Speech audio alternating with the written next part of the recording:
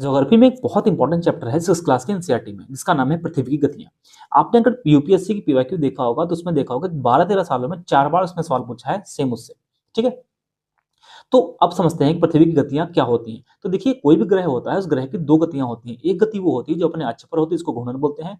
और एक गति वो होती है जो अपने सूर्य के चारों ओर चक्कर लगाती है, इसको क्या बोलते हैं? उसको बोलते हैं परिक्रमण। घूर्णन गति को दैनिक गति बोलते हैं क्योंकि वो 24 घंटे में चक्कर पूरा कर लेती है। और परिक्रमण गति को वार्षिक गति बोलते हैं क्योंकि वो 365 दिन 6 घंटे में अपना चक्कर पूरा करती है। अब यहाँ पर एक सवाल बनता है कि जो घूर्णन गति है उसका प्रभाव क्या पड़ता है पृथ्वी पर। घूर्णन गति की वजह से पृथ्वी पर पहला जो प्रभाव पड़ता है वो है दिन और रात का होना। मतलब कि घूर्णन गति अगर ना होती, दिन रात भी नहीं होगा।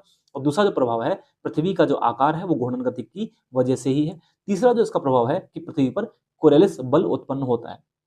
अगर हम परिक्रमण गति की बात करते हैं, परिक्रमण गति का प्रभाव क्या है, मान लीजिए कि जो सूर्य के चारों ओर चक्कर, उसका प्रभाव क्या है। तो पहला प्रभाव क्या है, दिन और रात की अवधि में अंतर। दूसरा प्रभाव क्या है, उपसौर और अपसौर की घटना। और तीसरा प्रभाव क्या है कि जो उत्तरी ध्रुव दक्षिण ध्रुव होता है उस पर 6 महीने का दिन 6 महीने की रात का होना। और चौथा इंपॉर्टेंट जो प्रभाव है वो क्या है, जो ऋतु परिवर्तन होता है वो।